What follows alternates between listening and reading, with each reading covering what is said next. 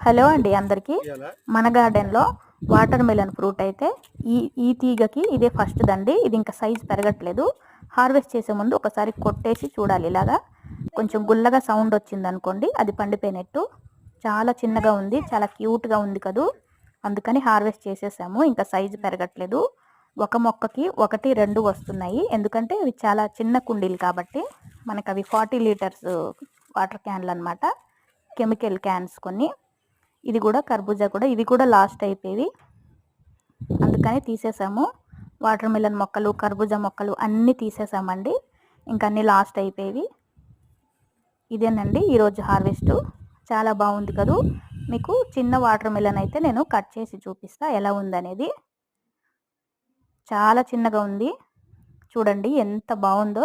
కలర్ఫుల్గా చాలా స్వీట్గా ఉందండి. ఇంట్రెస్ట్ ఉన్నవాళ్ళు కుండీలో పెంచుకోండి. Thank you.